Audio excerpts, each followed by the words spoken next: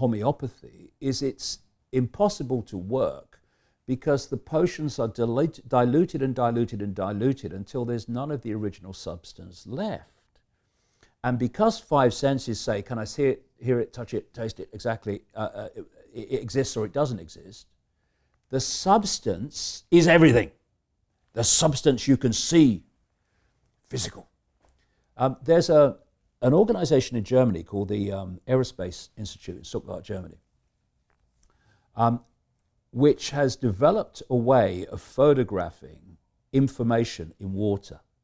Fascinating. You can see videos of it on the internet. And what they did was they got this big tank of water and they put a flower in it and then took the flower out and then photographed the droplets of water. And they found information from the flower in every droplet. And one of the things about holographic reality is every part of a hologram is a smaller version of the whole, so it's going to be in every droplet. And then they got people from the local community to come up, and they got another tank of water, and they got little dishes with their names on. And they got each of the people to take 4 droplets from the tank and put it in a dish with their name on. And then they photographed the droplets. What they found was that each 4 droplets were different from the other 4 droplets of everyone else, but the 4 droplets from each person were virtually identical. In other words, just taking a droplet of water and putting it in the dish had impregnated that person's energetic influence upon the water in terms of frequency, vibration, information.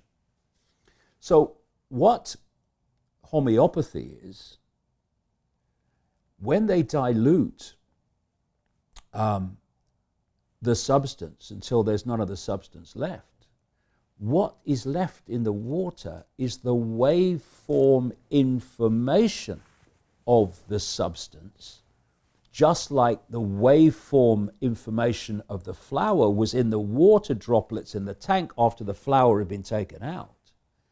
And it's the waveform of that substance which interacts with the waveform field of the body, and if it's done properly, can balance it out and bring about what we call harmony, the opposite of dis-ease, the opposite of illness. But because you see this chief medical officer who is making decisions about what people should have and vaccines and all this stuff, is absolutely clueless about the nature of reality itself, and thus waves away homeopathy on the basis that she doesn't understand how it operates, and therefore how it can work. And you find this with mainstream science everywhere. If they can't explain it, it can't be happening. Right. But when you look at complementary ways of treating the body, they're invariably waveform level treaters.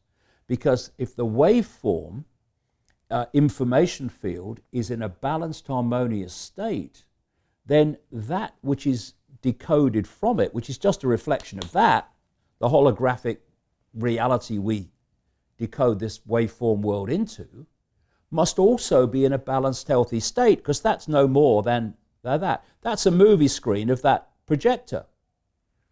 And so people say about modern medicine and mainstream medicine, they never treat the cause, they always treat the symptom. But how can they treat the cause when the cause is in the waveform level of the body and they don't even accept that exists? All they're left with is treating the symptom, which is the projection of an imbalance in the waveform level in the holographic decoded version of reality. And so what humanity has been manipulated to do is look at the world, see how it would like to change it, but running around just the same as standing on the stage in a movie theater and screaming at the screen, demanding that it changes. This is waving your banner in a protest. Screaming at the screen, demanding the movie changes. Never going to change. It's hit the screen, it's a done deal. You want to change the movie, you've got to change where the movie's coming from. Then you can change the movie. So what people have been manipulated into is even trying to change what they would like to change, but doing it in a way that it's impossible. You can't change a movie when it hits the screen. And therefore it's what manifests the movie that we need to change. And that comes down in the human experience to perception, which becomes the feedback loop, which becomes the movie screen. Right. And I know you want to spend the next few years really going into that perception level. Yeah. And I want to hear about that. I just want to get your thoughts on Trump, the Trump phenomenon, and what you can tell about the rest of the world by looking at their reaction to Trump. Well, Trump is the equivalent of a Hollywood actor on the movie screen. And the anti-Trumps people are other actors in the movie. And so those people that get caught in it, oh yeah, he's the baddie, he is. He's the baddie in this movie, that Trump, he's the baddie. Oh no, he's the goodie, he is the person I like, right? It's a movie. And while we are focusing on this, again, this minutiae of Trump, anti-Trump, left, right, and all this nonsense that we get caught into, Silicon Valley's doing what it is doing in terms of destroying freedom of information and driving on behalf of things like DARPA, the technological development arm of the Pentagon, this AI transhumanist agenda. It's a diversion. And just a quick one, I talk about this hidden hand.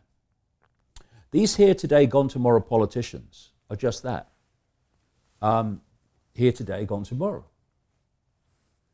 What we need to look at is that which is always there, because that's where the power is. That's what pushes this agenda on, no matter who's in power, who's the president, what party, whatever.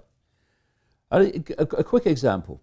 In September 2000, an organization in America called the Project for the New American Century published a document calling for the American government to, quote, fight and decisively win multiple theater wars, to bring about a series of regime changes. And it named the countries that they wanted to regime change: Iraq, Libya, Syria, Lebanon, Iran, North Korea, China. The people who published that document included Donald Rumsfeld, who a few months later would be Secretary of State for Defense in the Bush administration, Paul Wolfowitz, who would be his deputy at the Pentagon, Dick Cheney, who would be de facto president under Bush for 2 terms, Dov Zakheim, who would control the entirety of the Pentagon budget in that same period. In that document in September 2000, they said that this process of transformation, all these regime changes, would necessarily be slow, this is the quote, absent some catastrophic and catalyzing event like a new Pearl Harbor. 1 year to the month after that document was published, 9 months after the people that wrote it came to power in the Bush administration, the United States had, in September 2001, what Bush called at the time the Pearl Harbor of the 21st century. As a result of that, this process of regime change was triggered by the so-called war on terror justified by 9/11, which the official story of 9/11 is tragically laughable when you break it down and you see how the contradictions. Anyway, this is where I'm going in terms of the politicians and Trump. First man in, of course, officially, George W. Bush. They went into Afghanistan. Then, with Tony Blair lying about weapons of mass destruction, they went into Iraq. And the reason they lied about weapons of mass destruction is because Iraq was on this list of regime change. They didn't have an excuse, so they made one up. And by the way, let us not forget, people now, including even the mainstream media, accept that they were lied to over weapons of mass destruction in Iraq, which led to a catastrophic invasion and the catastrophe that has followed. Let us not forget that the very same people, not the same agencies, the same governments, the same personalities that told us there were weapons of mass destruction in Iraq when they knew they weren't, were the same people that gave us the official story of 9/11. Okay, so the list, Iraq. Then they go into Libya, also on the list. But now Bush is gone, Blair's gone. Now it's Barack Obama. He's a Democrat, not a Republican. And it's David Cameron. He's a conservative, not the illusory of Labour, Blair. But now they're going into another one on the list, and then into Syria. And again, creating mayhem and catastrophe. I mean, you know, Libya is one of the great world's basket cases now, when it was the highest per capita income country in Africa before they sent the boys in. And so that was Obama, and that was Cameron. Then we come to Trump. And Trump is now, yes, he's supposed to be a Republican, but he's the anti-establishment man. He's a maverick. A maverick who was going to drain the swamp and handed the American economy to Goldman Sachs from day one or before day one. But who is he demonizing now? He's demonizing Iran, and he's demonizing North Korea, other people on the list, other countries on the list.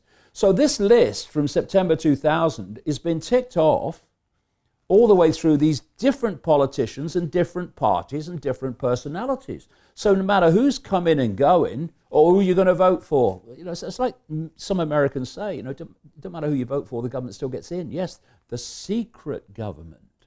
Because America is a wonderful example of how it works. So it works the same everywhere. During the Bush administration, and a Republican administration like now, you have this group that control the Republican Party that are acknowledged by the mainstream media. They're called neoconservatives or neocons. They were the people that created the Project for the New American Century, that wrote that document in September 2000. And then in the Democratic Party, you have another group, very much the same, that I call the democons. This is your George Soros's and Zbigniew Brzezinski before he died this year, and others. The key is that if you go one step back in the shadows, the neocons and the democons answer to the same master.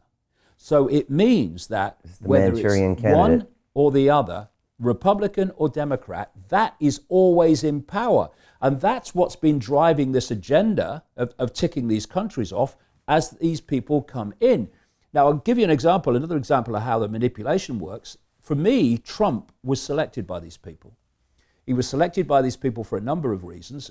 One was because he would hand the government over to the corporation billionaires, which he's done, more billionaires in this administration than any other American administration. But also, he was, by his very nature, a polarity that you could play another polarity against, because they want divide and rule. They want civil war in America. They want civil war in Europe as well. But because while we're fighting each other, that can do what the hell it likes, unchallenged. But was one thing about Trump, which I think he was genuine on during the election campaign.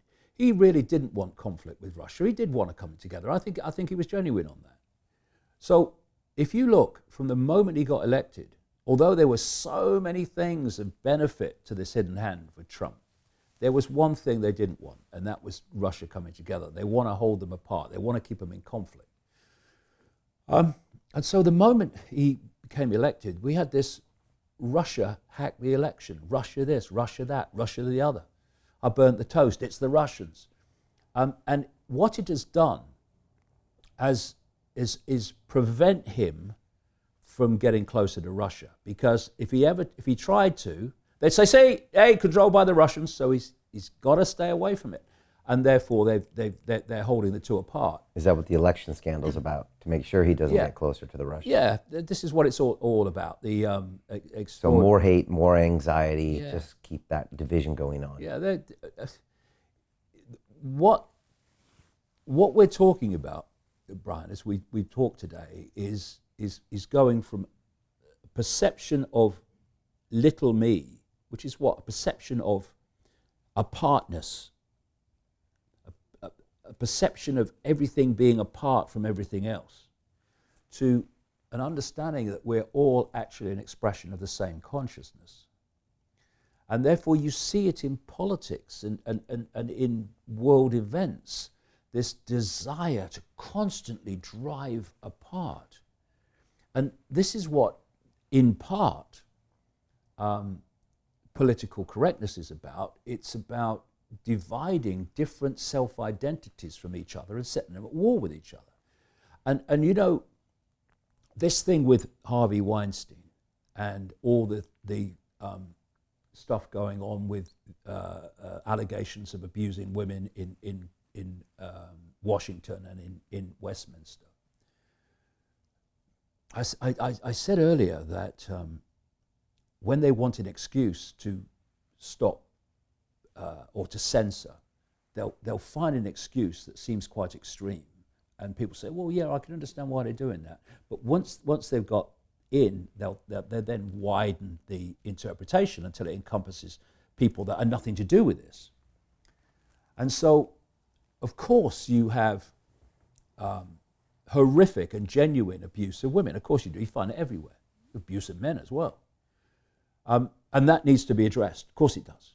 But if you notice, we've gone from sexual abuse and rape, horrific, but also now pulled into the same perception of abuse, are things that years ago would have been a bit of office banter, would have been a bit of a laugh, you know, having fun, making fun of each other. That's now there. And the effect of this has so frozen people, men particularly, that it was summed up by one British politician who said, "I will never hug another woman again who's not my wife. I will shake their hand." And what is this doing? It's driving men and women apart. But you see, this is the classic way they do it. They'll take something that has to be addressed, that is absolutely wrong and can't be allowed to continue. But then they pull everything else into it, into the same conversation. And now, you know, people are, I mean, look at it. Look at the mental gymnastics that people go through before they speak now. They're speaking with a woman. Oh, okay, I'm not going to be spontaneous and just be me and let the energy flow. No, no. How can I put this? No, what mustn't I say? Oh, transgender. Do you know, there was an interview on my website today, which has a guy from Britain who was taken to court for saying to someone who looked like a man and was officially, legally a man, saying to him as he passed, because he'd seen him one or two times, "All right, geezer," as they say in London, "All right, mate, all right, geezer." He went to court and was convicted. He won on appeal, but he was convicted for basically hate speech, for not addressing this man who looked like a man and was legally a man, because this man had decided he was a woman. So suddenly, "All right, geezer," is hate speech. What is this doing? "All right, geezer," which is it's something you say. You know, it's a friendly gesture. "All right, geezer, how you doing?" Don't say that anymore. It's destroying human discourse, and it's all part of this agenda of destroying the free flow of information, because people will not more and more give their opinion on something because they fear the reaction of others and being called a racist or a bigot and all the rest of it. And of course, social media, run by these corporations like Facebook,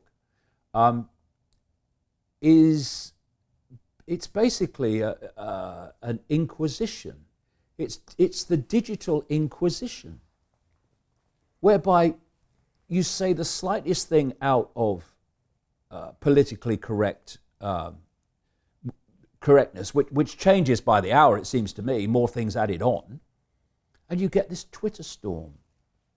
And people, and you have celebrities putting the sackcloth on and getting on their knees and asking to be forgiven for saying something completely innocuous. And so what I've done in the book, Everything You Need to Know But Never Been Told, is I've just gone for these things head on, not in an abusive way, but actually saying, I'll decide what I say and what I think. No, and you won't. I respect your right to have your opinion. Why don't you respect other people's right to have their opinion? And this is what's destroying discourse. And you know, as I mentioned to you before we started the chat, what I find incredibly sad and not a little pathetic is it's those that call themselves liberal, using the word these days come out of America, called progressives, who are driving this tyranny. Because the last thing they are is liberal. It's the inversion again. Everything's inverted. You know, if you look at the dictionary definition of liberal, which is someone who believes in maximum freedom of expression, maximum freedom of thought, maximum freedom of lifestyle, then basically you're describing me. That's what I've been like all my life. I have a simple philosophy. Do what you like so long as you don't impose it on anyone else. What you do, as long as you don't impose it on anyone else, it's none of my business. As long as everyone's happy with it, you know, all the best. Just don't impose it on anyone else. But that which calls itself progressive and talks about promoting diversity is an inversion of liberal. It's an inversion of diversity. It talks about race, people being racist when it is obsessed with race.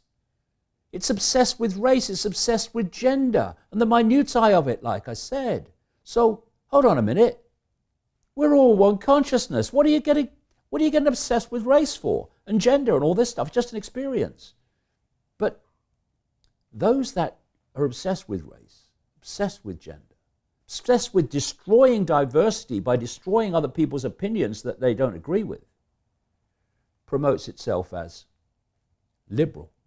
It's a joke and it's an inversion, and it needs to be called out because it's very, very dangerous. When any tyranny seeks to get power, it targets information. It targets opinion that's different to the tyranny, and it targets opinion exposing the tyranny. This is why the Nazis burnt the books. This is why the Nazis broke up public meetings of those that were exposing the Nazis. What do we have today? We have people calling themselves anti-Nazi who seek to suppress other people's opinions, other sources of information, and ban public events of those that are exposing the fascism that's taking over this world, but a fascism, ironically, that calls itself anti-fascist. We're seeing a mirror of what happened in Nazi Germany, but it calls itself anti-Nazi. It's, like I said, it's a mind game. It's a perception game. And this is the point, really.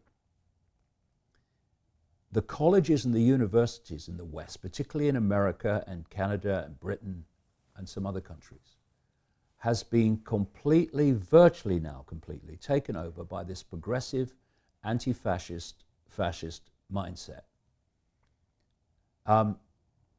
It's so anti-fascist that it's fascist. Yeah, because see, labels are irrelevant.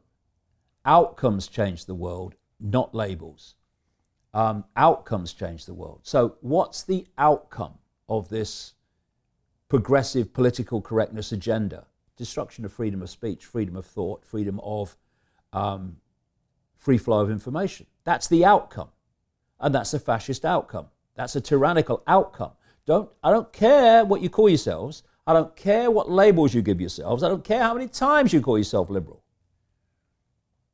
What's the outcome? And the outcome is the same as what happened in Nazi Germany, basically, in all the major forms. And it needs to be called out because this mindset is leaving the colleges and is starting to people the institutions. The institutions that ultimately decide whether laws are going to be passed to ban this being said or that being said and the other being said. This is how now we reach a point where someone's saying, all right, geezer, ends up in court. This is what we're facing. And while people are going, oh, I'm for that Trump, oh, I'm against that Trump, while they're watching that movie, all this is happening. And what I'm saying is, over here, this is what's really happening. Right. And then people make up their minds what they believe. David, tell me, what's it like to be David Icke? Is it fun? Always fun. It is. It's fun. Why? It's fun. It's fun. It's fun because you are challenging norms. You're not doing what the system tells you should do.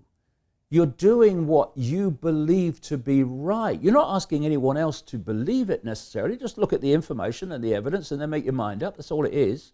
Last thing we need is someone else cross-legged on a mountain saying, you know, I'm the Buddha, I'm telling you everything you need to know and nothing else. It's like in the book, Everything You Need to Know But Never Been Told. I explain before the book starts what I mean by that title. It's not everything you need to know in every detail. It's just that which will allow you to see that there's another way of looking at the world.